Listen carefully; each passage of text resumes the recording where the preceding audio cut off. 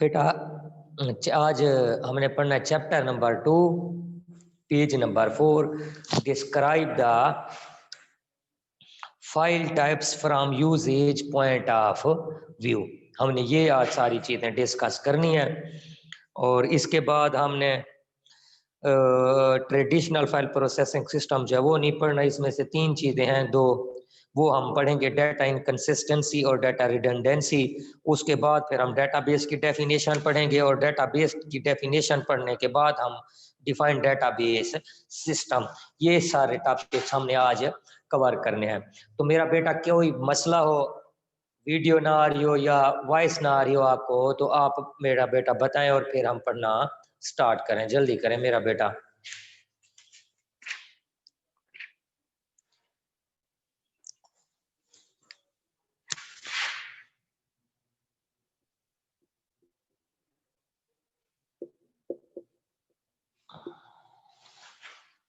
बोले बोले बेटा, आवाज आ रही है या है कोई इशू?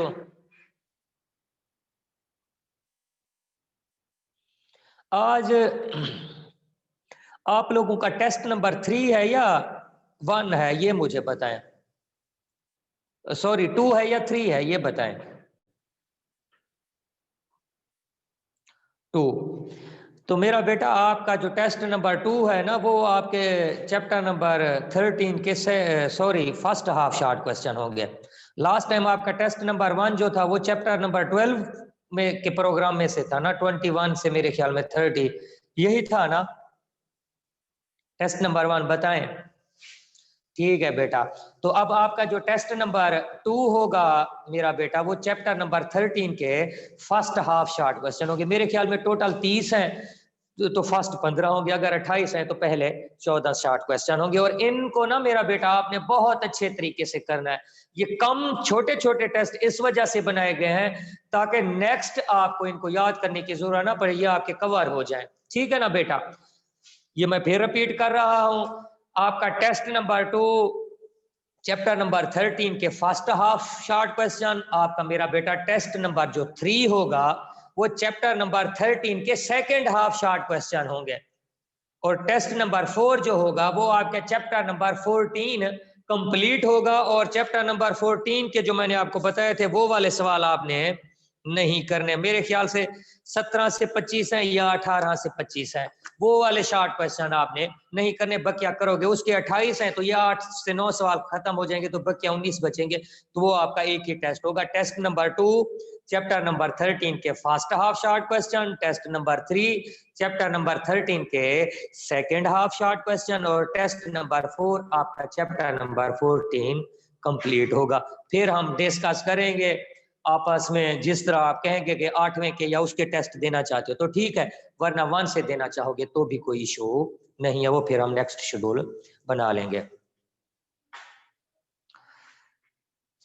मेरा बेटा चैप्टर नंबर 14 के सवाल जो नहीं करने, एक सेकंड में आपको बता देता हूं बेटा। 19 से 24 नहीं करने, 19 से 24, 19 से 24 क्लियर है? कोई इशू? अब चैप्टर नंबर 2 स्टार्ट करें। 1 सॉरी, ओके मेरा बेटा। अब सबसे पहले जो हमने पढ़ना है वो है मास्टर फाइल। ये निकाल लें, describe the file type from usage point of view, page number 4।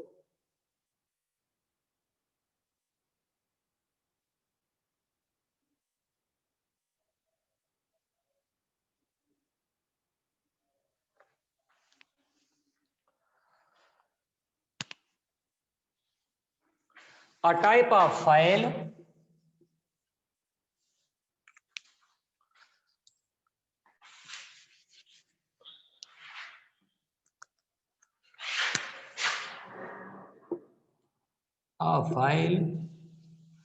that store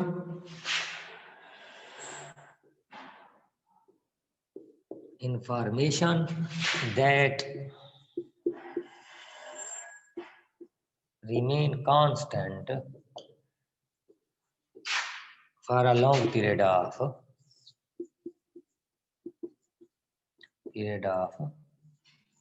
time.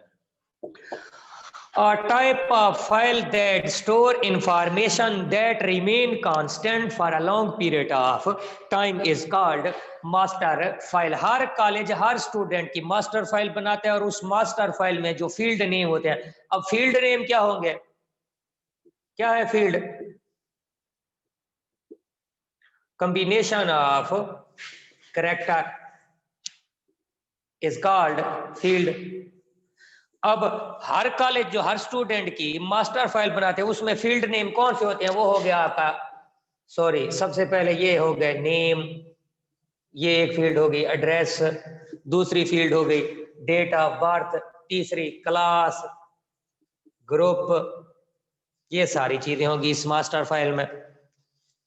अब जो मास्टर फाइल है ये मेरा बेटा लेटेस्ट अपडेटेड फाइल होगी, लेटेस्ट अपडेटेड फाइल। आपका जो लेटेस्ट एड्रेस वगैरह वो सारे में होंगे।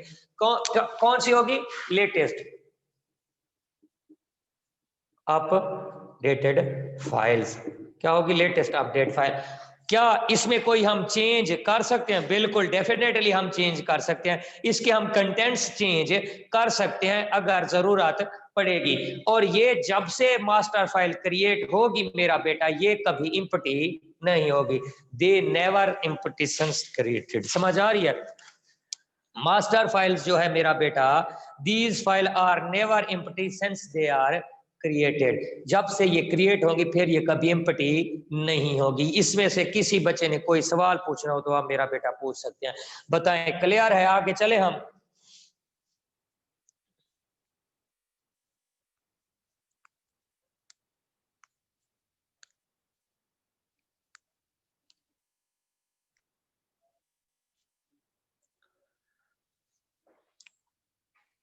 बोले बेटा बोले।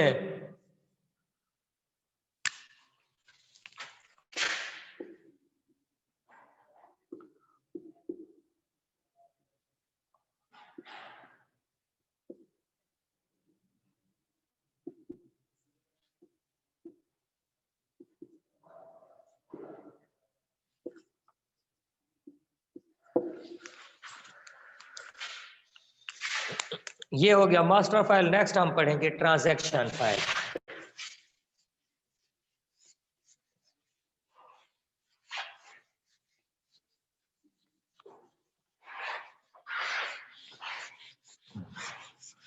अगर बेटा रीडिंग करानी है तो आप बता सकते हैं, फिर मैं आपको रीडिंग भी करा दूंगा, कोई मसला नहीं है।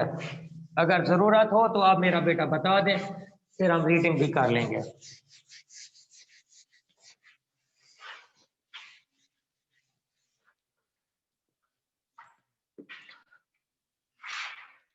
मास्टर फाइल्स आपके कॉलेज वाले आपसे मेरा बेटा फॉर्म फिल कराते हैं। फॉर्म फिल कराने के बाद उसमें आपके name, address, date of birth, अब्बू का नाम, मार्क्स वगैरह पूछ लेते हैं और फाइल्स क्रिएट कर लेते हैं जिसमें आपकी कंप्लीट डिस्क्रिप्शन होती है। ये मास्टर फाइल है, ये कभी इम्पटी नहीं होगी। आप कॉलेज छोड़ जाएंगे, ये रिकॉर्ड, ये डाटा कॉलेज वालों के पास मौजूद रहेगा। अगर इसमें कोई चेंजेस की जरूरत पड़े तो वो हम चेंज कर सकते हैं। नेक्स्ट है ट्रांजेक्शन फाइल। जो ट्रांजेक्शन फाइल है मेरा बेटा, ये टेम्परेरी फाइल है। सम केसेस में टेम्परेरी, सम केसेस में ये परमानेंटली भी डाटा स्टोर करती है, और ये दोनों चीजें हम अभी डिस्कस करेंगे। अब the files that are used to store the data temporary is called transaction files. मेरा बेटा मास्टर फाइल में जब आपने फर्स्ट ईयर में आए थे, आपका एड्रेस था, फर्ज करें कि आप बहादुरपुर में रहते थे और आपने वो फाइल सबमिट किया। अब आपकी मास्टर फाइल्स में जो आपका एड्रेस है वो बहादुरपुर लिखा। सेकेंड ईयर में आपने बेटा मूव किया और आप ट्रांसफर हुए इधर जलालपुर में। अब आप अपना एड्रेस चेंज कराना चाह रहे हो। जब आप अपना एड्रेस बताओगे, वो जलालपुर लिखेंगे, तो ये मास्टर ट्रांजैक्शन फाइल हो जाएगी क्रिएट। अब जब ट्रांजैक्शन फाइल उस वक्त तक मौजूद रहेगी जब तक आपकी मास्टर फाइल अपडेट नहीं हो जाती। जैसे ही एडमिन वाले आपकी मास्टर फाइल उठाएंगे, आपकी मास्टर फाइल में एड्रेस लिखा होगा बहादुरपुर, बहादुरपुर को रेज करेंगे और उसकी जगह लिख देंगे Jalalpur. Master file update, transaction file खत्म। ये है लाइफ पीरियड। ये उस वक्त तक मौजूद रहती है जब तक मास्टर फाइल अपडेट नहीं हो जाती। दूसरा, अब परमानेंटली रिकॉर्ड कैसे है? Fees deposit. अब ट्रांजैक्शन कैसे है? फीस डिपॉजिट जब आप पैसे देते हो और रसीद लेते हो वो तो परमानेंटली डाटा स्टोर है आपके पास मौजूद है। सेम इसी तरह बैंकिंग में भी जब ट्रांजैक्शन होती हैं वो भी परमानेंटली रिकॉर्ड मौजूद रहता है कि किस डेट को कितनी अमाउंट की ट्रांजैक्शन हुई, डेबिट हुई या क्रेडिट हुई, वो सारा रिकॉर्ड मौजूद रहता है। A type of file that store input data before processing is called transaction file. It may be the temporary file and may exist until the master file update. और ये उस वक्त तक मौजूद रहती है जब तक मास्टर फाइल अपडेट नहीं हो जाती। बाकी वही चीजें जो मैंने आपको बताया कि परमानेंटली भी डाटा स्टोर करें। It may also be used to maintain the permanent record of the data about the transaction. Example की the transaction file can be used to store the fees deposit by the student.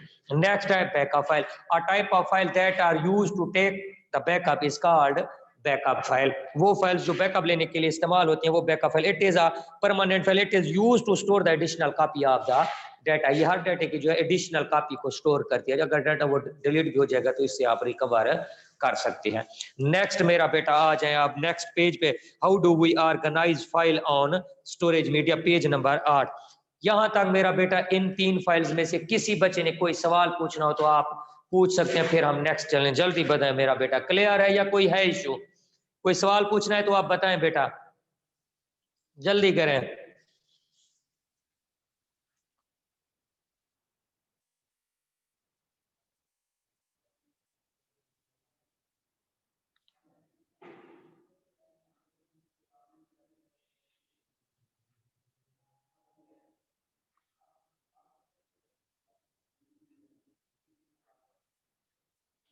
बोले बेटा, कोई मसला है या हम आगे चलें?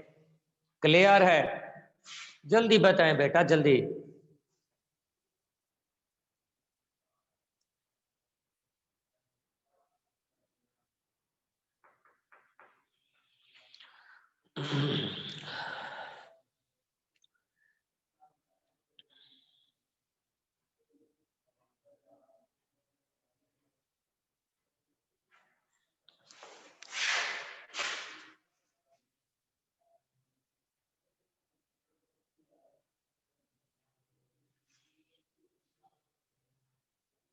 चलें बेटा, नेक्स्ट जो हमने पढ़ना है वो ये, how do we organize the file on storage media, a technique for physically arranging record of a file on secondary storage device is called file organization. अब सेकेंडरी स्टोरेज डिवाइस कौन से? हार्ड डिस्क हो गया, आपकी floppy disk, magnetic disk, CDs, flash. Primary storage device आपकी RAM और ROM हो गया। और अब इसमें सबसे इंपॉर्टेंट चीज है सीक्वेंशनल फाइल्स, डायरेक्ट और रैंडम फाइल। जो सीक्वेंस फाइल है मेरा बेटा, ये रिकॉर्ड को अरेंज करेगी, स्टोर करेगी सीक्वेंस में। किस में? सीक्वेंस में। अब आपको पता है सीक्वेंस बोलते हैं ऑर्डर को, तरतीब को। अब ऑर्डर की 2 टाइप्स हैं। कौन से? एक अल्फाबेटिक और दूसरी न्यूमेरिक। अल्फाबेटिक और न्यूमेरिक। अब अल्फाबेटिक का आपको पता है मेरा बेटा कि लिटर ए वाले पहले आएंगे, बी वाले उसके बाद में, सी वाले उसके बाद में। ये करैक्टर पे डिसीजन होगा। अब जो न्यूमेरिक है मेरा बेटा, इसकी फिर फर्दर 2 टाइप्स है। कौन सी? असेंडिंग और डिसेंडिंग। अब जो असेंडिंग है मेरा बेटा, ये कम से ज्यादा की तरफ 1 2 3 4 5, और जो डिसेंडिंग है वो क्या है? ज्यादा से कम की तरफ 5 4 3 2 1। अब जो सीक्वेंस होगा, ये 3 सीक्वेंस मैंने आपको बता दिए। सीक्वेंस में डाटा को स्टोर करेगी, चाहे वो अल्फाबेटिक होगा या न्यूमेरिक होगा। अल्फाबेटिक में स्टोर होगा तो फिर उस लिहाज से डाटा स्टोर होगा। अगर न्यूमेरिक होगा तो फिर न्यूमेरिक में फिर फर्दर 2 टाइप्स है, असेंडिंग और डिसेंडिंग। अगर असेंडिंग ऑर्डर से होगा तो फिर उस लिहाज से डाटा स्टोर करेंगे, और डिसेंडिंग ऑर्डर होगा तो फिर आप इस लिहाज से। अब इसमें सबसे अहम बात जो है मेरा बेटा, जिस सीक्वेंस में ये डाटा स्टोर करती है उसी सीक्वेंस में डाटा रिट्राइव होगा। और ये इसका प्रॉब्लम है, ये आपको रैंडमली डाटा नहीं देती। फर्ज करें कि आपके पास 100 रिकॉर्ड है, 1 से क्या है 100। अब सबसे पहले आपने स्टोर किया 1 और आपको 99 वाला रिकॉर्ड चाहिए, तो 99 से 99 वाले रिकॉर्ड तक पहुंचने के लिए आपको जो प्रीवियस 1 से 98 रिकॉर्ड है वो सारे के सारे चेक और रीड करने पड़ेंगे, तब आप 99 पे पहुंचोगे और तब वो आप हासिल करोगे। तो इससे इसकी जो प्रोसेसिंग स्पीड है वो हो जाती है स्लो और आपका बहुत ज्यादा टाइम वेस्ट हो जाता है। अब आपको रिकॉर्ड चाहिए था 99 नंबर वाला, अब 1 से 98 जो प्रीवियस रिकॉर्ड थे वो तो आपने फजूल में चेक किए, उससे तो आपका कोई कंसर्न नहीं था। इससे इसकी प्रोसेसिंग स्पीड स्लो है और आपका बहुत ज्यादा टाइम वेस्ट हो जाता है। समझ आ रही है ना? तो ये इसमें प्रॉब्लम है और ये इसका बेसिक स्ट्रक्चर है। हाँ मेरा बेटा, कोई इशू, कोई सवाल रीड करा दूं या आगे चलें? इस वजह से ये बहुत ज्यादा स्लो है और इसका प्रोसेसिंग टाइम बहुत ज्यादा लगता है। बोले बेटा।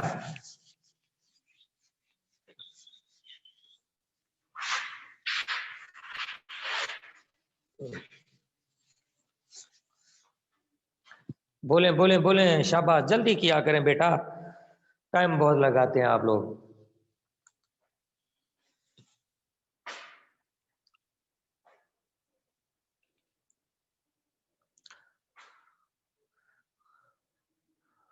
अल्लाह अकबर। चलें जनाब। Record in sequential files are stored in a sequence. इसमें जो रिकॉर्ड है वो सीक्वेंस पे स्टोर होते हैं और सीक्वेंस बोलते हैं ऑर्डर को, तरतीब को। और सीक्वेंस की दो टाइप्स हैं, अल्फाबेटिकली भी आप स्टोर कर सकते हो, न्यूमेरिक भी आप स्टोर कर सकते हो।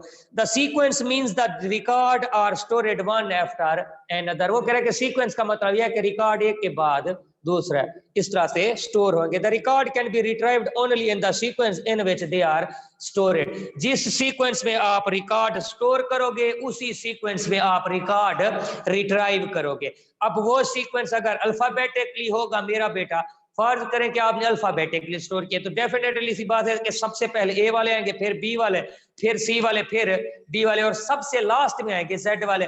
अब अगर आपको रिकॉर्ड चाहिए जेड वाला, आपको तो जेड वाला मिलना चाहिए, लेकिन आप स्टार्ट कहां से करोगे? ए से, क्योंकि जिस सीक्वेंस में रिकॉर्ड ए वाले चेक करोगे, फिर बी वाले, फिर सी वाले और आप टू सो वाई वाले चेक करने के बाद पहुंचोगे जेड वाले और वहां पे आपको मिलेगा रिकॉर्ड। तो इससे आपका बहुत सारा टाइम वेस्ट हो जाएगा। ए से वाई तक जो आपने रिकॉर्ड चेक किए उससे आपने विदाउट कंसर्न, आपका उससे कोई कंसर्न नहीं था, आपको फजूल में चेक करने पड़े। इससे इसकी प्रोसेसिंग स्पीड स्लो हो जाएगी और आपका टाइम हो जाएगा वेस्ट। ये इसका डिसएडवांटेज है। आगे मेरा बेटा, the primary storage media for the sequential file are the magnetic tape. ये एमसीक्यूज हो गया। वो अक्सर आता है कि सीक्वेंशियल फाइल्स के बैकअप के लिए प्राइमरी स्टोरेज डिवाइस कौन सा इस्तेमाल होता है? तो मैग्नेटिक टैप इस्तेमाल होता है। ठीक है ना? मैग्नेटिक टैप फ्लॉपी डिस्क से एडवांस है। ये 1000 ऑफ मिलियन बाइट का डाटा बैकअप करने के लिए इस्तेमाल होते हैं। इसका भी वही डिसएडवांटेज है कि इसमें आप रैंडमली डाटा ड्राइव नहीं कर सके, तरतीब से सारों को चेक करोगे।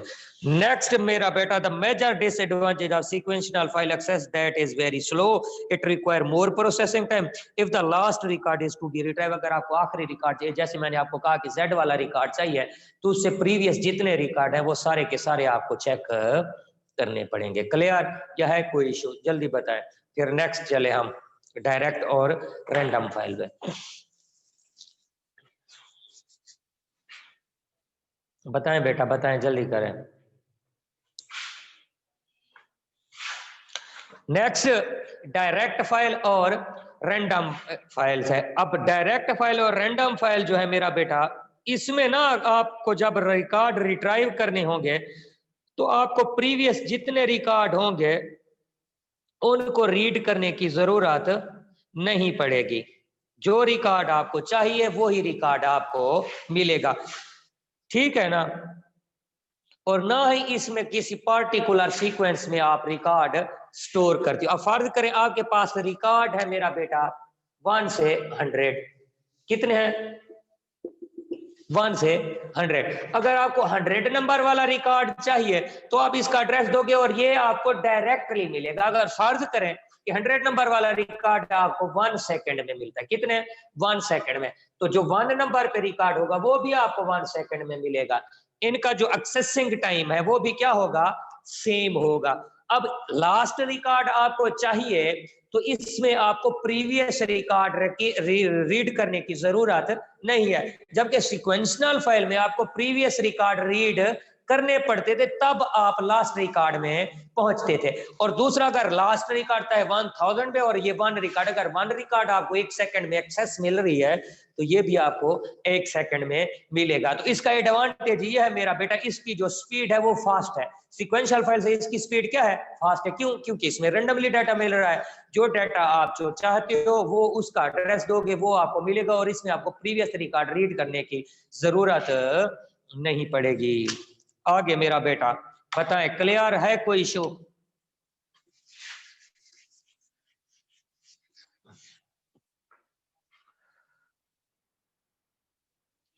और ये जनाब सीक्वेंशियल फाइल से फास्टर है। बोले बोले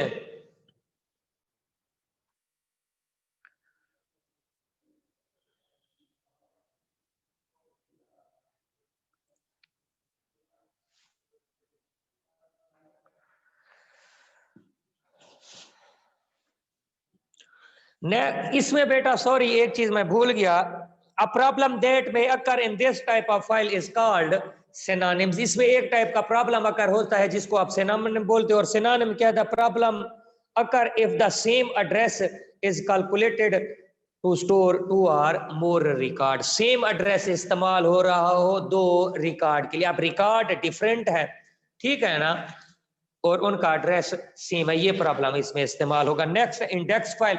अब इंडेक्स फाइल जो है मेरा बेटा, an index sequential file organization records and store ascending or descending order। Index file जो वो ascending और descending order में डाटा को स्टोर करती है। इंडेक्स फाइल रैंडमली भी डाटा रिट्राइव कर सकते हो और सीक्वेंस में भी डाटा को रिट्राइव कर सकते हो। इंडेक्स आप जो अरेंज करते हो, जो इंडेक्स है उसके क्रॉसपोंडिंग, हर इंडेक्स के क्रॉसपोंडिंग एक डाटा मौजूद होता है। हर जो इंडेक्स नंबर होगा उसके क्रॉसपोंडिंग डाटा मौजूद होगा। इंडेक्स आप अरेंज करते हो to increase the speed of search, ठीक है ना, सर्च की स्पीड को इंक्रीज करने के लिए और दूसरा प्रोसेसिंग की स्पीड को इंक्रीज करने के लिए। इसमें आप डाटा सीक्वेंस में भी असेंडिंग और डिसेंडिंग में स्टोर करोगे। इसमें आप सीक्वेंशियल फाइल की तरह सीक्वेंस में भी डाटा रिट्राइव कर सकते हो और रैंडमली भी डाटा रिट्राइव कर सकते हो।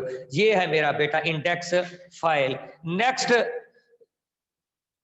हम पढ़ेंगे डाटा रिडंडेंसी और डाटा इनकंसिस्टेंसी। रिडंडेंसी बोलते हैं डुप्लीकेशन ऑफ डाटा। क्या इसको बोलते हैं? Data redundancy.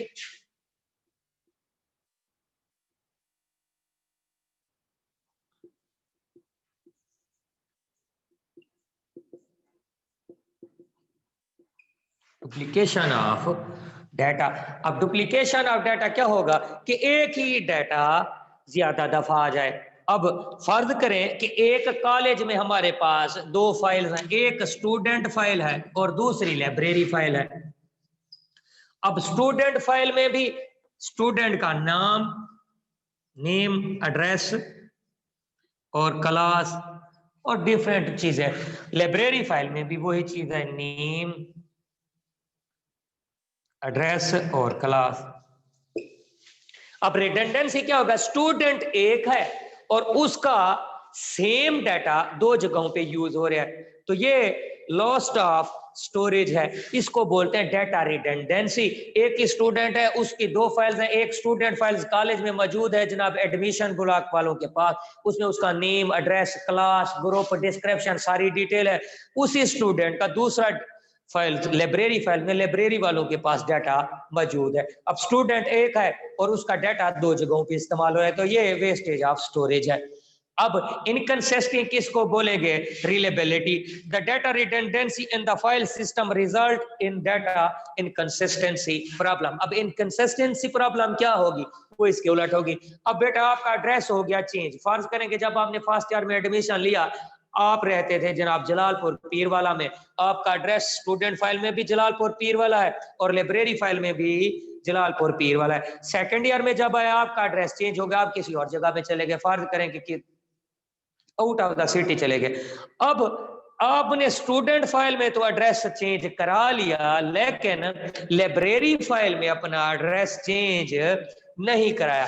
अब मेरा बेटा स्टूडेंट एक है और उसका दो जगहों पे डिफरेंट डाटा यूजर है, स्टूडेंट फाइल्स में और डाटा है, लाइब्रेरी फाइल में और डाटा है। इसको बोलते हैं डाटा इनकंसिस्टेंसी, इसको बोलते हैं डाटा इनकंसिस्टेंसी। इसमें से मेरा बेटा किसी ने कोई सवाल पूछना हो, कोई बात समझ में ना आई हो तो आप पूछ सकते हैं जल्दी।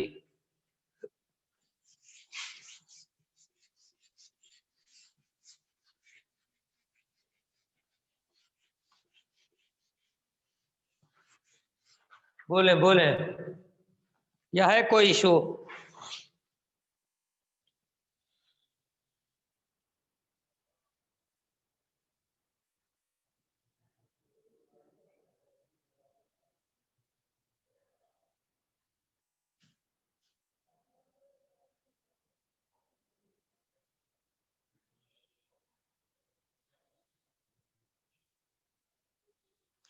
मेरा बेटा क्लियर है, रीड कराऊं, क्या इशू है? या हम नेक्स्ट टॉपिक में मूव करें? जल्दी बताएं बेटा।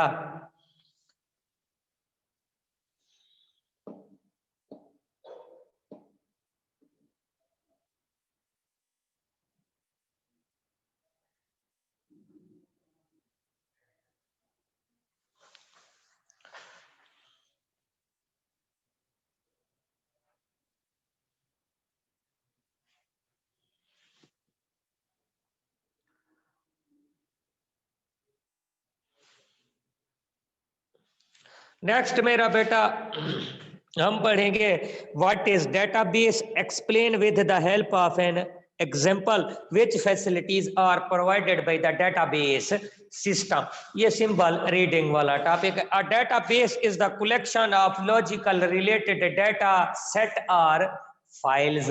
अब सेट और फाइल्स, फाइल्स क्या है? आपने तीन चीजें पढ़ी थी। मिनिमम यूनिट पढ़ा था आपने फील्ड का, the combination of character is called field, the combination of related field is called record. मुख्तलिफ फील्ड्स मिलकर रिकॉर्ड बनाते हैं और combination of related record is called files. तो ये फाइल्स की कलेक्शन है। each file may contain different type of information and are used to the specific। अब जो डेटाबेस है ये कलेक्शन ऑफ फाइल्स है और कह रहे हैं कि हर फाइल्स में डिफरेंट टाइप्स का डाटा स्टोर होगा और हर फाइल्स डिफरेंट पर्पस के लिए इस्तेमाल होगी। These file may be organized in different way to meet the different processing and retrieval requirement of the users. अब ये सारी चीजें जो है, हर फाइल्स में जो डाटा रिट्राइव होगा वो भी डिफरेंट पर्पस के लिए होगा और ये डिफरेंट रिक्वायरमेंट्स को पूरा करने के लिए इस्तेमाल होगी। इसकी जनाब एग्जांपल देते हैं। अब ऑर्गेनाइजेशन एक है, डेटाबेस एक ही होगा। फर्ज करें कि एक बैंक है, एक बैंक का डेटाबेस होगा, अब उसमें फाइल्स डिफरेंट होगी। यहाँ पे बोला कि कलेक्शन ऑफ फाइल्स है। क्या है? Collection of files. तो सबसे पहले उसने जनाब एग्जांपल दी कि सेविंग अकाउंट है। मेरा बेटा सेविंग अकाउंट्स वो होते हैं जिसमें आप अपने पैसे जमा कराते हो और उसमें से आप पैसे निकलवाते नहीं है। पैसे जमा कराओगे और हर ईयर उसमें आपको प्रॉफिट मिलेगा।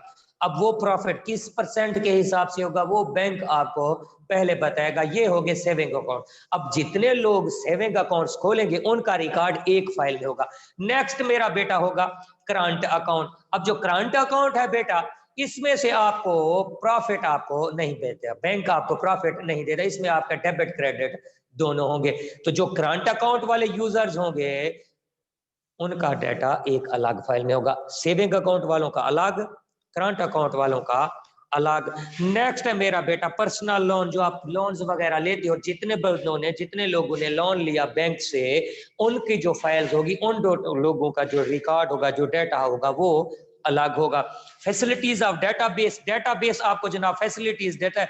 Adding new files to the database, जो डेटाबेस पहले से मौजूद है उसमें आप new files, new data add कर सकते हो। Inserting new data in existence files, पहले से जो मौजूद फाइल्स हैं उन्हीं में आप न्यू डाटा ऐड कर सकते हो। उस फाइल के अंदर अगर कुछ आपसे मिस हो गया डाटा ऐड करना, तो आप दोबारा उसमें डाटा, पहले से मौजूद डाटे में डाटा ऐड कर सकते हो। रिट्राइव, आप डाटे को रिट्राइव कर सकते हो, डिलीट, डाटे को डिलीट भी कर सकते हो, रिमूव भी कर सकते हो। हमारा टॉपिक मेरा बेटा आज यहाँ तक था और हमने यही पढ़ना है। इसमें से किसी बच्चे ने कोई सवाल पूछना हो तो वो सवाल पूछ सकते हैं टेस्ट के हवाले से। कोई चीज समझ में ना आ रही हो जो आज हमने पढ़ा है, इसमें से कोई इश्यू हो, कोई सवाल हो, आप मेरा बेटा पूछ सकते हैं। नेक्स्ट, आप सब लोगों ने ना मेरा बेटा, आपने ये टेस्ट नंबर 4 तक तो मैंने आपको शेड्यूल दे दिया, तो नेक्स्ट आप लोगों ने खुद डिसाइड करना है और मुझे बताना है। फिर मैं भी डिसाइड करूंगा, आपने भी मेरा बेटा डिसाइड करना है कि नेक्स्ट शेड्यूल जो है हमारा, वो टेस्ट चैप्टर नंबर 1 से स्टार्ट करें या कहां से करें, ये बताना है। अभी आप ये बता दें कि कोई इशू है या नहीं है, बोले मेरा बेटा। नेक्स्ट लेक्चर में हम डेटाबेस सिस्टम और ये पढ़ेंगे।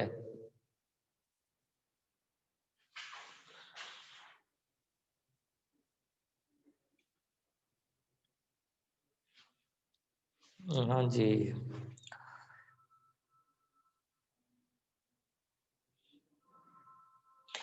जी जी बेटा, आप टेस्ट जमा करा दें, ये भला पूछने वाली बात है, कोई हाल नहीं है बेटा। आप टेस्ट जमा कराएंगे तो हम चेक करके देंगे ना। आप वीकली वीक के टेस्ट, मेरा बेटा वीक में एक चक्कर लगाया करें। आप वो जो टेस्ट आपके सारे सब्जेक्ट के होते हैं वो सबमिट करा दिया करें और चले जाएंगे। नेक्स्ट वीक जब आएंगे, वो जो आपने सबमिट कराए थे वो चेक हुए पड़े होंगे, वो आप ले जाओगे और नेक्स्ट आप जमा करा दोगे। टेस्ट के हवाले से आप बता दें कि हमारा जो टेस्ट शेड्यूल है, ये नेक्स्ट 4 टेस्टों तक तो मैंने बता दिया, वो हमारा चैप्टर नंबर 14 क्लियर हो जाएगा। नेक्स्ट चैप्टर नंबर 1 से स्टार्ट करना है या कहां से करना है, ये अभी बताना है तो मेरा बेटा अभी बता दें, सोच समझ के बताना है तो आपने बाद में बताना है, और हम इस तरह से चलेंगे। टेस्ट आप मेरा बेटा सारे जमा करा सकते हैं। ये कॉलेज ओपन होता है 11 बल्कि 11 से 12 तक, क्योंकि BSEB की क्लासेस हो रही है ना, आप सबमिट करा सकते हैं, ठीक है ना। चलें बेटा, एक बच्चे ने बोला कि चैप्टर नंबर 1 से स्टार्ट करा दें। नेक्स्ट, जिन बच्चों की जो व्यूज हों, जो आइडियाज हों, वो आप बेटा डिस्कस कर सकते हैं, आप बताएंगे, फिर हम नेक्स्ट शेड्यूल वहां से स्टार्ट करेंगे कि चैप्टर नंबर 1 से करना है या यहाँ से। चैप्टर नंबर 1, 2 और 3 कुछ बच्चों ने नहीं पढ़े हुए थे, ये हम पढ़ लेंगे और फिर हमारे टेस्ट होंगे। हमारा कोर्स ऑलरेडी कवर हो चुका है। चैप्टर नंबर 8 में से कन्फर्म लॉन्ग क्वेश्चन आना है, चैप्टर नंबर 11 में से कन्फर्म आना है और चैप्टर नंबर 12 में से कन्फर्म आना है। और मैं सेटिस्फाइड हूँ, मैं उम्मीद करता हूं कि आपको ये चैप्टर क्लियर है। अगर इन 3 चैप्टरों में मेरा बेटा आप ट्रबल फील कर रहे हो, आपको कोई इश्यू है 11वें चैप्टर में से, 12वें चैप्टर में से या 8वें चैप्टर में से कोई इश्यू है मेरा बेटा, तो वो आप बता सकते हैं, हम इनको फिर दोबारा डिटेल के साथ पढ़ लेंगे अगर कोई इश्यू है। अगर नहीं है बेटा तो फिर हम टेस्टों पे मूव करेंगे और हम टेस्ट लेंगे, क्योंकि टेस्ट ज्यादा नेसेसरी है, इन्हीं की बेस पे आपकी तैयारी होगी और पेपर तो आप लोगों के जरूर होंगे। तो आपने लेजी नहीं होना मेरा बेटा, प्रॉपर ईमानदारी से अच्छे तरीके से टेस्ट अटेम्प्ट करें। टेस्ट अटेम्प्ट करने के बाद आप यहाँ कॉलेज में सबमिट कराएं। बोले बेटा, कोई सवाल?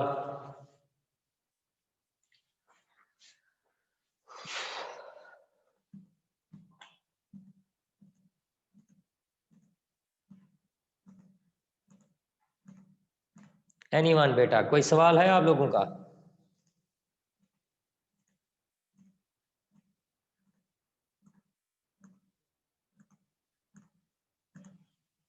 बोले बेटा, कोई सवाल, कोई चीज पूछनी हो जल्दी करें, फिर लेक्चर खत्म हो गया आपका।